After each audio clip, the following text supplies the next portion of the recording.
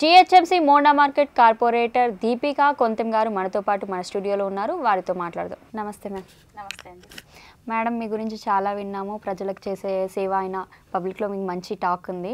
మీరు ఒక విద్యా వ్యవస్థను నడిపి రాజకీయాల్లోకి రావడానికి మీకు ఇన్స్పిరేషన్ ఎవరు? మోడీ గారు అండి. మోదీ గారు. మోదీ గారి ఫ్యాన్, నేను స్టాంచ్ ఫ్యాన్. ఆయన దేశం కోసం చేసే పనులు ఇవన్నీ చూసి చాలా ఇన్స్పైర్ అయ్యాను. నేను బీజేపీలో జాయిన్ అవ్వాలి, ఏదైనా చేయాలి అనే ఉద్దేశము ఉండింది నాకు. అవకాశంతో చేస్తున్నాను. సో మీరు ఫస్ట్ రాజకీయాల్లోకి వస్తున్నప్పుడు మీ ఫ్యామిలీ సపోర్ట్ ఎలా ఇచ్చింది మీకు? అంటే ఫస్ట్ ఆఫ్ ఆల్ నాకు ఈ అవకాశం రాగానే నేను ఇట్లా పార్టీలో జాయిన్ అయ్యి కంటెస్ట్ చేస్తా అంటే అందరూ ఒక షాక్లో ఉండే. ఎందుకంటే మా ఫ్యామిలీ పొలిటికల్ బ్యాక్గ్రౌండ్ కాదు. ఆపర్చునిటీ వచ్చింది కదా చేస్తాను అనేసి అంటే సరే ముందుకెళ్ళు అని పాజిటివ్గా బూస్ట్ చేశారు కూడా. నన్ను మంచి సపోర్ట్ చేశారు. వాళ్ళ సపోర్ట్ ఉంది కాబట్టి ఈరోజు నేను నిత్యం ప్రజల్లో ఉండగలుగుతున్నాను. ఫస్ట్ ఫ్యామిలీ సపోర్ట్ ఉంటేనే కదమ్మా ఏదైనా చేయడానికి. ఫ్యామిలీ సపోర్ట్ అంటే నేను యాక్చువల్లీ జాయింట్ ఫ్యామిలీలో ఉంటాను. జాయింట్ ఫ్యామిలీలో అందరు సపోర్ట్ ఉన్నది. ప్లస్ మా husband who is my backbone, తను చాలా cooperative and very understanding, supportive. అన్నిటికీ కూడా నన్ను అంటే బాగా మోటివేట్ చేసి no you can do it, చేయగలుగుతావు అని. ఎందుకంటే నేను పాలిటిక్స్లో this is my debut entry. నాకు అంత పెద్దగా ఇంట్రెస్ట్ ఏం లేకుండే ఇంతకుముందు రాజకీయాల్లో. సో అవకాశం వచ్చింది కాబట్టి ఐ షుడ్ గివ్ మై 100% అని అన్నీ నేర్చుకోవడం కానీ అన్నీ you know started working on them. మా హస్బెండ్ బాగా అట్లా సపోర్ట్ చేస్తుండే. This is how it happens అంటే ఓసారి కొన్ని సిచ్యువేషన్స్ ఆడ్ సిచ్యువేషన్స్ ఉంటాయి, కొంచెం డిమోటివేట్ అవుతాము, డిప్రెస్ అవుతాము. అంటే సిచ్యువేషన్స్ డిఫరెంట్గా ఉంటాయి కాబట్టి ఏం కాదు రాజకీయాలు ఇట్లాగే ఉంటాయని కొంచెం చెప్పడము, నాకు నేర్పించడం. నేను వేరే వాళ్ళు మాట్లాడుతుంటే స్పీచెస్ కానీ లైక్ యూనో పేపర్స్ చదవడం, గూగుల్ చేయడం అట్లా అన్నీ ఐ లెర్న్డ్ నౌ. అంటే లర్నర్, దీనికి ఎండ్ అంటూ ఉండదు, ఇంక ఇది ఎప్పుడు చదువుతూనే ఉండాలి. కాబట్టి మీరు కార్పొరేటర్గా కంటెస్ట్ చేయడానికి బీజేపీ నుండి అవకాశం ఎలా వచ్చింది? నాకు మా కమ్యూనిటీలో కొంచెం మంచి సర్కిల్స్ ఉన్నాయి. So one of my friend, నా సిస్టర్ యాక్చువల్లీ, తనకు అవకాశం వచ్చింది. తను వాళ్ళ పిల్లల పెళ్ళిళ్ళు ఉన్నాయి, కొంచెం తను కంటెస్ట్ చేయలేను అనేసి డ్రాప్ అయ్యి వై డోంట్ యూ ట్రై, నీకు ఇంట్రెస్ట్ ఉందా అని నాకు ఫోన్ చేశారనమాట. So that was that fortunate day. నేను ఓకే చెప్పాను. ఇంకా బీఫామ్ తీసుకోవడం, పార్టీలో జాయిన్ అవ్వడం, బీఫామ్ తీసుకొని కంటెస్ట్ చేయడం జరిగింది. అండ్ పబ్లిక్ కూడా మంచి స్వాగతించారు. We are very happy. అంటే నిలబడము గెలవడం ఒక ఎత్తు, గెలిచిన తర్వాత కూడా ఇప్పుడు ఇన్ని ఇయర్స్ ప్రజల్లో ఉండడము, వారి విశ్వాసాన్ని అంతే కాపాడుకోవడము ఈజ్ వెరీ ఇంపార్టెంట్ అనిపించింది. మీకు ప్రజలకి ఉన్న అనుబంధం ఎలాంటిది మీ కార్పొరేషన్లో? నిజంగా చెప్పాలంటే నా మోండా డివిజన్ నా ఫ్యామిలీ లాగా అనిపిస్తుంది. ఏ బస్తీకి వెళ్ళినా కానీ వాళ్ళు రిసీవింగ్, నేను వాళ్ళతో మాట్లాడడం, ఇట్ ఫీల్స్ వెరీ హోమ్లీ అండి. నా వాళ్ళు ఏమన్నా కొంతమంది అందరూ కూడా మెచ్చుకోరు కదా, కొంతమంది ఉంటారు నలుగురు మెచ్చుకున్నప్పుడు ఇద్దరు వచ్చి ఏం చేసావని అదని ఇదని అంటుంటారు. బట్ నేను ఎప్పుడు కూడా వాళ్ళు ఏంటి ఇట్లా నన్ను క్వశ్చన్ చేస్తున్నారు అన్న థాట్ లేకుండా, అరే వీళ్ళకి తెలీదు నేను చెప్పాలి అనేసి నేను కూడా ఓపికగా వాళ్ళకి చెప్పేదాన్ని. మా హస్బెండ్ కూడా అట్లాగే వాళ్ళకి ఏదన్నా ఉంటే పాసిఫై చేసి చెప్పేవాళ్ళు. అట్లా నాకు ఒక ఫ్యామిలీ, వాళ్ళు నన్ను అంటున్నారు అని విమర్శిస్తున్నారు అని ఎప్పుడు కూడా అట్లా అనుకోలేదు. నా ఫ్యామిలీ మెంబర్స్ కదా, నా మంచిగా చెప్తారు. ఓహో అక్కడ నేను ల్యాక్ అవుతున్నానా, ఇక్కడ నేను రెక్టిఫై చేయాలి అని నాకు కూడా కొన్ని తెలుస్తాయి కదా జనరల్లీ. సో దట్ వే నాకు ఒక ఫ్యామిలీతో ఉన్నట్టే అనిపిస్తుంది. అండ్ ప్రతి బస్తీలో కూడా నా కోసం ఒక ప్రత్యేక స్థానం చూసినట్టు అనిపించింది నాకైతే. దీపిక మేడం వచ్చారు, దీపికకు వచ్చారు అని ఒక వాళ్ళ లోపల చూసేదాన్ని. ప్రతి బస్తీలో కూడా నన్ను ఆడపడుచు అనే పిలుస్తారు. That connect I have. బీజేపీలో ఆడవాళ్ళకి అవకాశాలు ఎలా ఉన్నాయి? బీజేపీలో చాలా బాగున్నాయండి. మీరు అన్ని పార్టీస్లో కంపేర్ చేస్తే BJP has lot of women కార్యకర్తాస్, లీడర్స్. అంటే మా మోడీ గారు బీసీలకు, మహిళలకు ఇచ్చే ప్రాధాన్యత చాలా ఉంది కాబట్టి బీజేపీలో కూడా చాలా మంచి బ్రైట్ ఫ్యూచర్ ఉంటుంది ఉమెన్కి. అండ్ టాలెంటెడ్ ఉమెన్కి అయితే ఇంకా ఇంకా చెప్పొద్దు, చాలా బాగుంది అని ఆ రెస్పెక్ట్ అనేది. ఎందుకంటే కంపారిటివ్లీ విమెన్ ఇంకెక్కువ డెడికేటెడ్గా పనిచేస్తారు కాబట్టి, సో పని కావాలి మనకు అన్న ఉద్దేశంతో బీజేపీ వాళ్ళు కూడా కొంచెం ఇన్క్లైన్డ్ ఉంటారు womenకి. ఇప్పుడు మీరు చూస్తున్నట్టయితే మన ఆర్థిక శాఖ మంత్రి గారు కానీ ఎవరైనా దట్ విమెన్ పవర్ అంటే దే హ్యావ్ ద కెపాసిటీ అని నమ్ముతారు. ఈ తెలంగాణలో బీజేపీ ప్రభుత్వం ఏర్పడకపోవడానికి కారణాలు ఏంటి మ్యామ్? నిజంగా చెప్పాలంటే బీజేపీ మేము ఇట్లా నేను మాకు ఇప్పుడు ప్రభుత్వం కావాలి, మేము కూర్చోవాలి అని కుర్చీ కోసం ఎప్పుడు కొట్లాడలేదు. మన ఐడియాలజీ పబ్లిక్లో ఉండాలి. మనము బీజేపీ అంటే ఒక అందరు మనసుల్లో ఉండి అప్పుడు గెలిపించుకుంటే ఆటోమేటిక్ మేము ఆ కుర్చీలో కూర్చుంటాం. కానీ ఆ కుర్చీలో కూర్చోడానికి ఫాల్స్ కమిట్మెంట్స్ ఇవ్వడము, ఈ ఉన్నాయి లేని ఉన్నట్టు కల్పించడము అట్లా చేయదు. అంటే కుర్చీ మీద వ్యామోహం కంటే పబ్లిక్లో ఉండాలి, పబ్లిక్లో చేయాలి, అంటే ప్రజల కోసం నిత్యంగా ఉండాలి. నేషన్ ఫస్ట్ అనేది ఇంపార్టెంట్. ఆల్రెడీ సెంట్రల్లో ఉంది, అందరూ చూస్తున్నారు మోడీ గారు ఎట్లా చేస్తున్నారో. సో ఆబ్వియస్గా one day will definitely come, అందరూ బీజేపీకి వేస్తారు అండ్ మేము కూడా రూల్ చేస్తాము అండ్ వాళ్ళకు ఆ మంచి గుడ్ గవర్నెన్స్ డెఫినెట్గా నచ్చుతుంది. ఓల్డ్ కార్పొరేటర్స్తో కంపేర్ చేస్తే మీరు మీ హోండా మార్కెట్ ప్రజలకి ఏం చేశారు? ఓల్డ్ కార్పొరేటర్స్ నేను చెప్పాలంటే అప్పుడు TRS was ruling government, TRS corporator ఉండే. ఐ డోంట్ నో మరి వాళ్ళకి ఏం యాటిట్యూడో, మేము రూలింగ్లో ఉన్నామన్న యాటిట్యూడో ఏంటో బయటికి రాలేదు. So they're never into public, అంటే సమస్యలు ఏమున్నాయో కూడా పట్టించుకోలేదు. సమస్యలు వింటే కదా దానికి సమస్య పరిష్కారము చూసేది. ఎప్పుడు కూడా వాళ్ళు ఒక ట్రాన్స్లో ఉండేవాళ్ళు. They never use to come, అంటే పీపుల్ వారి రూపా గారు అని ఉండే, వాళ్ళ హస్బెండ్ కొంచెము అక్కడిక్కడ సమస్యల మీద తిరుగుతుండే అంటారు. కానీ ఇప్పుడు ప్రభుత్వం మన చేతిలో ఉంది అంటే ఎంత ఫండ్ తెచ్చి ఎంత డెవలప్ చేయొచ్చు, ఆ జీల్ వాళ్ళ లోపల లేకుండే. అందుకు నాకు ఇంకా చాలా ఇబ్బంది అయింది. బికాస్ స్క్రాచ్ నుండి అన్ని చేయాలి. అప్పుడు ఆ లాస్ట్ 5 years వాళ్ళు చేసి ఉంటే ఇప్పుడు ఇంత వర్స్ట్ ఉండేది కాకపోయేది. ఎందుకంటే రైల్వే స్టేషన్కి కూతవేట్లో ఉంది మన డివిజన్. ఇన్ఫ్యాక్ట్ మా డివిజన్లోనే ఉంది రైల్వే స్టేషన్. కాకపోతే అక్కడ ఎదురుగా ఉన్న బస్తీస్ కానీ, అంటే వాళ్ళు పుట్టి పెరిగిన బస్తీస్ కానీ అవన్నీ కూడా చాలా అసలు ఇంకా డెవలప్ కాలేదు. ఇంకా చేయాలి, చాలా చేయాలి. సో మ్యామ్, గత ప్రభుత్వంతో పోలిస్తే ఈ ప్రభుత్వం పాలన ఎలా ఉంది? కంపేర్ అయితే చేయలేను. బికాస్ ఆ ప్రభుత్వంకి మైనస్లు ఉండే, ఈ ప్రభుత్వంకి ఇంకో రకమైన మైనస్లు ఉన్నాయి. ఇది ఏది బెటర్ అని చెప్పలేము. ది బెస్ట్ అయితే నేను బీజేపీని ఇస్తే అయితే అది నేను మంచిగా రూల్ చేసి చూపిస్తాం మేమని చెప్తా. ఎందుకంటే కంపారిజన్లో వాళ్ళు బెటర్ ఉండే అనలేను. ఇద్దరు ఆయన వచ్చి మొత్తము సర్ప్లస్ బడ్జెట్లు అన్నీ అప్పుల పాలు చేసిపోయారు. మనిషి మీద 1,00,000 రూపాయలు రోజుకి మిత్తిలాగా పడుతుంది. ఈయన వచ్చి ఇప్పుడు హైడ్రా అని, మూసీ సుందరీకరణ అని వీళ్ళు కూడా ఇంకోలాగా పబ్లిక్ని దోచుకోవడానికే వచ్చారు. ఎందుకంటే 6 గ్యారంటీలు అని చెప్పిండ్రు, ఏదన్నా చేసిండ్రమ్మ. ఉట్టి అరిచేతిలో స్వర్గంలో చూపెట్టడానికి మహిళలకు ఫ్రీ బస్సులు అని చెప్పిండ్రు. దానికి మించి ఇంకేది చేయలేదు. ఆ ఫ్రీ బస్సులు కూడా ఇచ్చారు కానీ లేడీస్ అంతా జుట్లు పట్టుకొని కొట్లాడుకుంటున్నారు కానీ ఎవరు కూడా ఉపయోగం అవుతుంది. When you give something free, దానికి ఒక కరెక్ట్ కండిషన్స్ పెట్టి, అంటే ఈ ఏజ్ లిమిట్ పెట్టడం అనో లేకపోతే కాలేజ్ స్టూడెంట్స్ గానో అది అప్రోప్రియేట్ కరెక్ట్గా యూటిలైజ్ అయ్యేటట్టు చేయాలి. అందరికీ ఫ్రీ అంటే ఇక్కడ ఆర్టీసీ కూడా లాస్ అవుతుంది కదమ్మా. ఆటో డ్రైవర్స్ కూడా వాళ్ళకు పొట్ట తిప్పలు, ఎంతో మంది సూసైడ్ చేసుకుంటున్నారు, ధర్నాలు చేస్తున్నారు బిజినెస్ లేకుండా. ఒక వర్గాన్ని హై లేపి ఒక వర్గాన్ని పడేయకుండా బ్యాలెన్సింగ్గా ప్రాపర్గా చేయాల్సింది. మ్యామ్, ఇంకోటి తెలంగాణ బిగ్గెస్ట్ ఫెస్టివల్ బతుకమ్మ జరిగింది. దానికి తెలంగాణ ఆడపడుచులకు కంపల్సరీ శారీస్ ఇస్తారు. అది డిలే అయింది, దీవాళికి ఇస్తామని అన్నారు. దీని గురించి ఒక మహిళగా మీరేం చెప్తారు? చూడమ్మా, కేసీఆర్ ప్రభుత్వము అన్ని ఫ్రీబీలు ఇచ్చి ఆ 50 రూపాయల చీరలు వాళ్ళ స్కాములు, వాళ్ళు ఎవరికో ఆర్డర్లు ఇచ్చి దాంట్లో కమిషన్లు కొట్టుకోవడానికి ప్రజలను పిచ్చోళ్ళని చేసి ఇచ్చిండ్రు. ఇక మన పబ్లిక్ కూడా అప్రమత్తంగా ఉండాలి. వాళ్ళు కూడా చాలా చేంజ్ కావాలి, మార్పు రావాలి. ఏదో 50 రూపాయల చీర వస్తుంది ఫ్రీ కేసీఆర్ అంటే అట్లా కాదు కదా. అసలు ఏం పడుతూ ఏం కాదు. ఈ ఫ్రీలు ఇచ్చే కంటే పబ్లిక్కి సివిక్ కమ్యూనిటీస్ ప్రాపర్గా ఇస్తే సరిపోతుంది. ఉచితాలు ఇచ్చి అన్నిట్లలో లాస్ అయిపోయి ఇప్పుడు అది ఇంపార్టెంట్ కాదు కదా. ఎవరైనా కానీ ఈ రోజుల్లో కష్టపడుతున్నారు. 50 రూపాయలు కాదు 500 చీర కొనుక్కునే శక్తి ఉంటుంది. ఇది ఇప్పుడు ఎట్లయిపోయిందంటే తినడానికి మెతుకు లేదు, మీసాలకు సంపంగి నూనె అన్నట్టు అయిపోతుంది. వీళ్ళన్నీ గ్యారంటీలు ఇవ్వడము, వాళ్ళు ఆల్రెడీ ఇచ్చేటివి వీళ్ళు కావాలని ఆపి దాన్ని ఇంకో పేరు మార్చి చేయడము, కొంచెం అన్నీ ఇంకా రాంగ్ వేలో పోతున్నాయి. లేడీస్ ఆల్రెడీ అలవాటు అయినారు కాబట్టి ఎక్స్పెక్టేషన్ డెఫినెట్గా ఉంటుంది.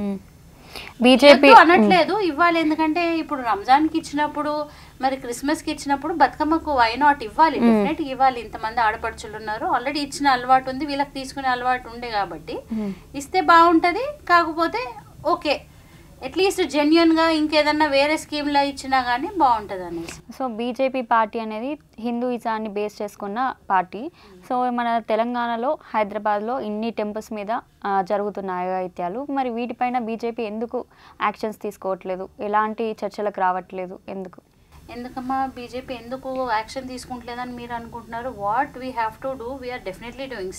నేను అక్కడ ఒక బీజేపీ కార్పొరేటర్ ఉండడంతోనే ముత్యాలమ్మ టెంపుల్ ఇష్యూ అంటే ప్రభుత్వం దిగొచ్చింది. ఐ కెన్ సే 6 days ఎవరైనా కానీ ఏదన్నా టెంపుల్లో ఇట్లా మన విగ్రహ ధ్వంసం చేస్తే 1 రోజు 2 రోజులు దీక్షలు చేస్తున్నారు, ధర్నాలు చేస్తున్నారు, తర్వాత సైలెంట్ అయిపోతుంది. నేను మొండి పట్టి ఇట్లాంటివి కాకూడదు, ఎందుకంటే Secunderabad is like peaceful place, మంచి వాతావరణంలో ఇక్కడ కావడం ఏంది. హైదరాబాద్లో మనం ఆల్రెడీ గత ఏళ్ళ నుండి వింటున్నాము ఇస్లాం మతస్థులది గొడవలు, ఈ కమ్యూనల్ ఇష్యూస్తోని వాళ్ళు కొంచెం గుళ్ళ మీద దేవాలయాల మీద దాడులు చేయడం అట్లాంటివి విన్నాము. మళ్ళీ యాక్షన్ తీసుకుంటారు అన్నట్టు వింటున్నాం. సికింద్రాబాద్లో కావడం అయితే అసలు అందరికీ షాకింగ్. అండ్ అందులో ఇంత సెంటర్లో పాస్పోర్ట్ ఆఫీస్ పక్కన, రైల్వే స్టేషన్ పక్కన ఇట్లా అయిందంటే లైక్ ఊరుకోవద్దు. ఈ మళ్ళీ ఎవ్వరు కూడా ఏ ఇస్లాం మతస్థుడు కానీ ఏ వేరే మతస్థుడు కానీ మన హిందూ దేవాలయాల మీద కన్నెత్తి చూడడానికి భయపడాలి. దానికి యాక్షన్ తీసుకోవాలనే మేము ఈ 6 days కూడా కంటిన్యూగా నిరసనలు చేయడము రకరకాలుగా చేసినాము. ప్రభుత్వం దానికి దిగొచ్చింది. ఎండోమెంట్స్ వాళ్ళు 30 lakhsతో టెంపుల్ని డెవలప్ చేస్తున్నారు. Okay, we are happy. కానీ ప్రథమంగా ప్రైమరీగా మాకు కావాల్సింది ఏంటి? ఆ దోషికి కఠినంగా శిక్ష పడాలి. నాన్ బెయిలబుల్ సెక్షన్స్ వేపియాలి. ఈ ఎవిడెన్స్లు ఏవైతే ఎంత క్లియర్గా ఉన్నాయో పబ్లిక్లో అంతా వైరల్ అయినాయి, అవన్నీ కరెక్ట్గా కోర్టుకి హాజరుపరచాలి. వాడికి కఠినంగా శిక్ష వేయాలన్నదే మా ఎజెండా. ఇప్పుడు కాంగ్రెస్ గవర్నమెంట్ వచ్చినాక అమ్మాయిల మీద అఘాయిత్యాలు కూడా పెరుగుతున్నాయి, దీనిపైన మీరేమంటారు? అంటే ఇక్కడ ఇదంతా చూస్తుంటే కేవలము ఇంటెలిజెన్స్ వైఫల్యం కనపడుతుంది. ఒక లేడీస్ సెక్యూరిటీ అనండి, టెంపుల్ సెక్యూరిటీ వైజ్ అనండి, ఇవన్నిటికీ వైఫల్యం ఏంటి? ఇంటెలిజెన్స్ ఏంటి? ఇప్పుడు హోంశాఖ మన సీఎం గారే హోమ్ మినిస్ట్రీ కూడా వారి చేతిలో పెట్టుకున్నారు. Maybe he is not able to justify. వేరే ఇంకెవరికైనా మినిస్ట్రీస్ కొంచెం బెటర్గా హ్యాండిల్ చేస్తుండేనేమో. అన్నీ ఆయనే చేతుల్లో పెట్టుకునే వరకు he is not able to justify. ఎంత అవుతున్నా కానీ స్పందన లేదు. లేడీస్ మీద ఎన్నో రేప్ కేసెస్ అవుతున్నాయి, ఎన్నో అఘాయిత్యాలు అవుతున్నాయి. చిన్న పిల్లలు, ముసలి వాళ్ళకి ఎక్కడ కూడా సెక్యూరిటీ లేదు. అట్ ది సేమ్ టైం దేవాలయాల మీద కూడా సేఫ్టీ సెక్యూరిటీ లేకుండా పోతుంది. ఇప్పుడు మీరు చూసుకున్నట్టయితే మెట్రోపోలిస్ హోటల్లో మొన్న 150 మందికి శిక్షణ తరగతులు ఇచ్చారు. సో స్పోకెన్ ఇంగ్లీష్ అని పేరుతో మునవర్ జామా గారు మోటివేషనల్ స్పీచెస్ నడుస్తూ ఉన్నాయి. సో ఇక్కడ లోకల్ పిఎస్లలో కానీ ఇంటెలిజెన్స్ ఏమైంది? వైఫల్యమే కదా. They are not able to trace ఎవరు వచ్చారు, ఎప్పటి నుండి ఉంటున్నారు, ఏమి తెలియట్లేదు. పబ్లిక్ చెప్పేదాకా కూడా వీడియోస్, మేము అక్కడ ఉండడము, ఆ రోజు మస్జిద్లో 30 మంది రాత్రి పడుకోవడము, వాళ్ళని పోలీసులు ప్రొటెక్షన్ ఇచ్చి బయటికి పంపించడం, పబ్లిక్ వీడియోస్ చూసేదాకా కూడా పోలీసు వాళ్ళకి తెలియట్లేదంటే కేవలం వైఫల్యమే కదా. So that way very very bad. ఇది ఇప్పుడు గుడ్ సైన్. రీసెంట్గా కాంగ్రెస్ గవర్నమెంట్ కులగణన సర్వే నిర్వహిస్తున్నారు. ఇది దేనికోసం అని మీరు అనుకుంటున్నారు? ఇది కేవలము హిందువులని టార్గెట్ చేయడానికి, బీసీలను టార్గెట్ చేయడానికి అనిపిస్తుంది. కులగణన అంటే ఓకే సరే, నిజంగా సర్వే చేయాలనుకుంటే మీరు లిమిటెడ్గా 10-15 క్వశ్చన్స్ వేయాలి. ఇంటి పేర్లు ఏంటి, మీ సర్టిఫికేట్స్ ఏంటి, సెక్షన్ ఏంటి, అదేంటి, అట్లా అన్నీ డీటెయిల్గా అడగాలి. నీ ఆస్తులు ఏంటి, ఇంకెక్కడన్నా ఆస్తులు ఉన్నాయా, అవన్నీ 75 questions which are not needed. ఎవరైనా పర్సనల్ డీటెయిల్స్ ఇవ్వడానికి భయపడతారు. ఎందుకు ఇస్తారు? ఇప్పుడు చిన్నగా ఉన్నవాళ్ళు ఏదో ఎక్కడో ఒక 50 గజాల ఇల్లు ఉన్నా కానీ, పొలం ఉన్నా కానీ, అమ్మో నాకు వచ్చిన 2 BHK డబుల్ బెడ్రూమ్ ఉంచుకుంటారేమో, నా తెల్ల రేషన్ కార్డు కట్ చేస్తారేమో భయం ఉంటుంది ఎవరికైనా. సో ఇవన్నీ నాకైతే పెద్దగా హెల్ప్ఫుల్ అనిపించలేదు. ఎందుకంటే ఇంతకుముందు కేసీఆర్ గారు కూడా సమగ్ర కుటుంబ సర్వే చేశారు. ఏమైంది? No use. వీళ్ళు ఓన్లీ రాజకీయ పరంగా వాళ్ళు డేటాను తీసుకోవడానికే చేస్తున్నారు. అండ్ ఇది ప్యూర్లీ ఫెయిల్యూర్. ఎందుకంటే ఇప్పుడు స్కూల్ టీచర్స్ కానీ ఇప్పుడు పిల్లలకు ఆల్మోస్ట్ 6 months అయిపోయింది అకాడమిక్ స్టార్ట్ అయ్యి. So now we are in November end. Mid నవంబర్లో నుండి ఇప్పుడు మనకు మెయిన్ అకాడమిక్స్ ఫోకస్ చేసే time. Government school teachers schools ఎలా ఉంటే మనకు అందరికీ తెలుసు. వాళ్ళకి 1 o'clock వరకే డ్యూటీలు పెట్టి ఎక్కడ చదువులు ప్రాపర్గా అవుతున్నాయి, వాళ్ళకి ఎంత స్ట్రెస్, అన్ని డిపార్ట్మెంట్స్ ఇప్పుడు మా జిహెచ్ఎంసీ డిపార్ట్మెంట్స్లో కూడా ప్రతి ఒక్కరు ఏ చిన్న సమస్య వచ్చి ఎవరికైనా ఫోన్ చేసినా సర్వేలో ఉన్నాం.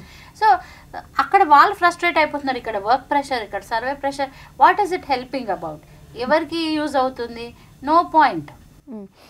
మేడం, ఈ హైడ్రాకి సంబంధించిన ఆదేశాలు మీ వాళ్ళకి ఎవరికైనా మీ బీజేపీ పార్టీ వాళ్ళకి అందాయా? అక్రమ నిర్మాణాలు, అక్రమ కట్టడాల గురించి కూల్చారు కదండి. యాక్చువల్లీ మా కార్పొరేటర్ తోకల శ్రీనివాస్ రెడ్డి గారు రాజేంద్ర నగర్ అక్కడ కూడా వారి ఫ్యాక్టరీ ఉంటే వితౌట్ ఎనీ నోటీస్ వెళ్ళి ఇమీడియట్గా డెమాలిష్ చేశారు. ఉండండి సార్, ఇది ఎక్స్పెన్సివ్ మిషనరీ, కొంచెం నాకు టైం ఇవ్వండి, నేను వీటిని షిఫ్ట్ చేస్తాను అనేసి అంటే కూడా అసలు ఆగకుండా ఇమీడియట్గా కూల్చేశారు. కాకపోతే వీళ్ళు ఏంటంటే సీఎం గారు తమ్ముడికి 1 month నోటీస్ ఇచ్చి, ఫాతిమా కాలేజ్ వాళ్ళకు 6 months నోటీసులు ఇచ్చి, 3 నెలల నోటీసులు ఇచ్చి, వాళ్ళకి ఇష్టం ఉన్నట్టు ఫ్లెక్సిబుల్ రూల్స్ ఏదైతే పెట్టుకుంటున్నారో దట్ ఈస్ వెరీ రాంగ్.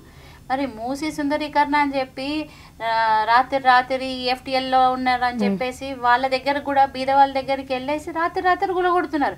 అరే ప్రెగ్నెంట్ లేడీస్ ఉన్నారు, ఎంతో కష్టపడి వాళ్ళ డ్రీమ్ హౌసెస్ కట్టుకుంటే వీళ్ళ డ్రీమ్ కోసం, మన సీఎం గారి డ్రీమ్ కోసం వాళ్ళ డ్రీమ్ హౌసెస్ అంటే నిజంగా వాళ్ళు డబ్బులు ఉంటే వాళ్ళు ఎఫ్టీఎల్ ఎందుకు కొనుక్కుంటారు? ఏ జూబ్లీ హిల్స్ బంజారాహిల్స్ లో కొనుక్కుంటారు. ఎవరో అప్పుడు కొనుక్కొని వీళ్ళకి అమ్మేసి వీళ్ళు తీసుకున్నందుకే కదమ్మా. మధ్య తరగతి కుటుంబాలే ఉంటాయి బేసిక్గా అక్కడంతా. సో వాళ్ళ పొట్ట మీద కొట్టడం ఇస్ వెరీ రాంగ్. వాళ్ళకి 2 BHK ఇస్తా, అది ఇస్తా, ఇది ఇస్తా అంటే ఎప్పుడు ఇస్తారు? అంటే ఒక చిన్న 50 గజాల్లో 2 ఫ్లోర్లు వేసుకొని కొడుకులు ఉంటే ఇప్పుడు డబుల్ బెడ్రూమ్ ఇస్తే, చిన్న అగ్గిపెట్టె లాంటి డబుల్ బెడ్రూమ్ ఇస్తే ఎక్కడ సరిపోతారు ఆ ఫ్యామిలీ వాళ్ళు? చాలా ఇబ్బందులు ఉన్నాయండి. అసలు మేము మూసి దాని దగ్గరికి వెళ్ళినప్పుడు ఎఫ్టీఎల్ ఈటల రాజేందర్ గారి దగ్గరికి వెళ్ళినప్పుడు కూడా పబ్లిక్ అందరు ఏడుస్తుంటే చాలా బాధ అనిపించింది. We were really touched. That's a very wrong step. Initially okay, convention కూల్చినప్పుడు మేమందరం అనుకున్నాం చలో he's doing a good job అనిపించింది. But when it comes to public అంటే మన పేద వాళ్ళ గురించి, మధ్య తరగతి పేద కుటుంబాల దగ్గరకు వచ్చినప్పుడు అది దట్ ఈస్ నాట్ రైట్. కొంచెం మన కన్సిడరేషన్ ఉండాలి. అట్లా ఏదన్నా ఉంటే నోటీసులు కరెక్ట్గా ప్రాపర్గా ఇచ్చి చేయాల్సింది. ఇక్కడ మూసీ సుందరీకరణ కోసం ఇక్కడున్న మంత్రులు విదేశాలకు వెళ్ళి బడ్జెట్ అంతా ఖాళీ చేస్తున్నారు ఖజానాగా. ఇక్కడ నుండి తెలుసుకోలేరా? అక్కడ వరకు వెళ్ళాల్సిందేనా? అదే కదమ్మా, ఇప్పుడు 1.5 కోట్లు అవసరమా మూసీ సుందరీకరణకు? ఫస్ట్ మూసీలో ఉన్న ఇండస్ట్రియల్ వేస్ట్ ఇన్లెట్స్ కానీ, అక్కడ ఉన్న సీవరేజ్ ఇన్లెట్స్ కానీ అవన్నీ ఫస్ట్ స్టాప్ చేసి ఒక ట్రీట్మెంట్ ప్లాంట్ పెట్టి, డిఫరెంట్ సెటప్స్ చేసి అది ఫస్ట్ క్లీన్ చేస్తారా? పోతూనే అన్ని తీసేసి మూసి ప్రక్షాళన అని చెయ్యరు కదా. అండ్ దానికోసము నువ్వు అంత దూరం వెళ్ళాల్సిన అవసరం లేదు. ఇది ఏదో వాళ్ళ సరదాకి, హాబీకి, ప్యాషన్కి మంచిగా వెళ్ళి ఎంజాయ్ చేసి వస్తున్నట్టుగా అనిపిస్తుంది. ఫోన్స్ లో కూడా మాట్లాడవచ్చు, ఇక్కడ కూడా మీటింగ్ పెట్టుకోవచ్చు. సో ఇప్పుడు మోడీ గారు చేసిండ్రు కదా గుజరాత్లో సబర్మతి రివర్ ఫ్రంట్, దానికి 7,000 అట్లా అయింది. దీనికి 1.5 lakh crores కావడం అంటే ఇట్స్ లైక్ మీరే ఇమాజిన్ చేయండి ఎంత కమిషన్లు తీసుకుంటున్నారు ఏంటి, దాని ఎట్లుందో. మ్యామ్ ఇంకోటి, కాంగ్రెస్ పార్టీ నుండి ఒక మంత్రి ఒక ఫ్యామిలీ గురించి మాట్లాడింది. దీన్ని మీరు ఎలా తీసుకుంటారు? ఒక మహిళగా ఇంకో ఫ్యామిలీ గురించి మాట్లాడడం నన్ను అడిగితే that was really very wrong. ఎవరి పర్సనల్ ఇష్యూస్ వాళ్ళకు ఉంటాయి, ఎవరి పర్సనల్ థింగ్స్ ఉంటాయి. నీకు నీ కాన్స్టిట్యుయెన్సీ ఇంపార్టెంట్, నువ్వు ప్రజలకు ఏం చేస్తున్నావు, నీ దగ్గర సమస్యలు ఏం చేస్తున్నావు, వాళ్ళ పర్సనల్ ఇంట్రెస్ట్లు నీకెందుకు అంటే దిస్ ఇస్ కేవలం డైవర్షన్ పాలిటిక్స్. ఈ హైడ్రా అప్పుడు బాగా పీక్లో ఉండే, డైవర్ట్ చేయడానికి ఈవిడ వీడియోస్ రావడము, పబ్లిక్ కొంచెం డైవర్ట్ అవ్వడం కోసం అట్లా చేసిండ్రు. బట్ ఎందుకు వాళ్ళ పర్సనల్ లైఫ్ ఏమన్నా చేసుకుంటారు, వాళ్ళకి లేని బాధ మనకి ఎందుకు చెప్పండి. ఇప్పుడు ఇంతవరకు మీరు అన్నట్టయితే ఆ మహిళ మరి షీఈ్ వెరీ రెస్పాన్సిబుల్. మరి దేవాలయ ఇప్పుడు ఎండోమెంట్స్ శాఖలోనే ఉన్నారు కదా, మరి ఇంతవరకు ముత్యాలమ్మ టెంపుల్లో మన డివిజన్లో అయినప్పుడు ఇంతవరకు సందర్శించలేదు. అంటే గుడి ఎండోమెంట్స్లోకి రాకపోతే రారా? ఒక మహిళగా వచ్చి ఇంతమంది హిందూ భావాలు దెబ్బతిన్నాయి, మనోభావాలు, మరి వచ్చి పరామర్శించాలి కదా. మనకి ఇవన్నిటికి టైం లేనప్పుడు వేరే వాళ్ళ పర్సనల్ ఇంట్రెస్ట్ మనకెందుకు? So that is only on somebody's words, లేకపోతే డైవర్షన్ పాలిటిక్స్ చేయడానికి. మీకు తెలుసు కదా ఇక కాంగ్రెస్ అంతా ఓట్ బ్యాంక్ రాజకీయాలు. కేసీఆర్ అనుకుంటే కేసీఆర్కి తాతున్నారు కాంగ్రెస్ వాళ్ళు, ఇంకా ఘోరంగా ఉన్నారు. వచ్చే జిహెచ్ఎంసీ ఎలక్షన్స్లో బీజేపీ ఎలాంటి ప్రభావం చూపనుంది? మొన్న మా జిహెచ్ఎంసీ ఎలక్షన్స్లో అయితే 48 సీట్స్ మేము సాధించగలిగినాము. డెఫినెట్గా ఈ 48 కార్పొరేటర్స్ కూడా చాలా మంచిగా వాళ్ళ డివిజన్లలో developments, though we don't have proper budgets, మా ఎంపీస్ ఫండ్లలో నుండి ఎమ్మెల్యేస్తో కూడా ఎలక్షన్స్ అప్పుడే ఏదున్నా కానీ మనము పార్టీస్ పెట్టుకుంటాం. ఆ తర్వాత అయితే డెవలప్మెంట్ కోసము కలిసి పనిచేస్తాం కాబట్టి జనరల్ ఫండ్స్ ఇవన్నిటిలో నుండి పనులు చేపిస్తున్నారు, నిత్యం ప్రజల్లో ఉంటున్నారు. ప్రతి దగ్గర పోగానే సమస్య ఇమీడియట్గా సార్ట్ అవుట్ అవుతుంది అని గ్యారంటీ లేదు. అక్కడ సిచ్యువేషన్స్ ఏమన్నాయో ఓపెన్గా పబ్లిక్కి చెప్పడము డెఫినెట్గా మంచిగా చేస్తున్నారు కాబట్టి 48 నుండి ఇప్పుడు డెఫినెట్గా ఇంకా డబుల్ అవుతాయని మేము అనుకుంటున్నాం. మ్యామ్, నెక్స్ట్ మంత్ జరిగే కుంభమేళకి బీజేపీ ఎలాంటి ఏర్పాట్లు చేస్తుంది? Central is definitely taking care. ఎందుకంటే మీకు తెలుసు బీజేపీ ఐడియాలజీ ఇస్ లైక్ హిందుత్వము ఇవన్నీ బేస్డ్ అయ్యి ఉంటాయి. డెఫినెట్గా మన ప్రభుత్వము central government is taking care. BJP main base Hinduism, అవును, క్రిస్టియానిటీ, వీళ్ళని ఎందుకు ఇన్వైట్ చేస్తుంది బీజేపీ పార్టీలోకి? చూడమ్మా, ఐడియాలజీ హిందూ ఐడియాలజీ ఉంటుంది. మన దగ్గరికి రానంత వరకు మనం కూడా ఎవరిని ఏమనము. మన దగ్గరికి వస్తేనే ఏంటో మన సత్తా చూపిస్తాము, మనం మాట్లాడతాం. కానీ ఇట్ డజంట్ మీన్ బీజేపీ పార్టీలో ముస్లిమ్స్ లేరని కాదు, బీజేపీ పార్టీలో క్రిస్టియన్స్ లేరని కాదు. మా దగ్గర ఎంతోమంది ఉన్నారు, మాకు మైనారిటీ మోర్చార్స్ ఉన్నాయి, ముస్లిమ్స్ ఉన్నారు, ఎంతోమంది కార్యకర్తలు. నాట్ ఎవ్రీబడి ఈజ్ బ్యాడ్ కదా.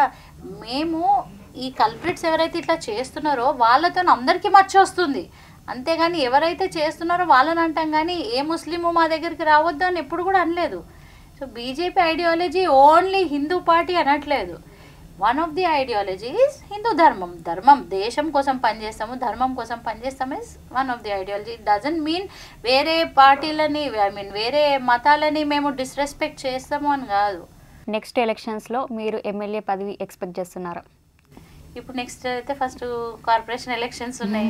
సెకండ్ టైంగా కార్పొరేటర్గా మా పార్టీ అవకాశం ఇస్తే డెఫినెట్గా పోటీ చేస్తాను. ప్రజలు ఆశీర్వదిస్తే మళ్ళీ గెలుస్తాము. ఆ తర్వాత ఎమ్మెల్యే ఎలక్షన్స్ వస్తాయి కాబట్టి దానికి కూడా డెఫినెట్గా ఒక ఏం అంటూ ఉండాలి కదా, ఒక స్టెప్ అహెడ్ ఆలోచిస్తాం, డెఫినెట్గా ఆలోచిస్తాం. కాబట్టి ఉన్నాయమ్మా, నాకైతే ప్లాన్స్ ఉన్నాయి.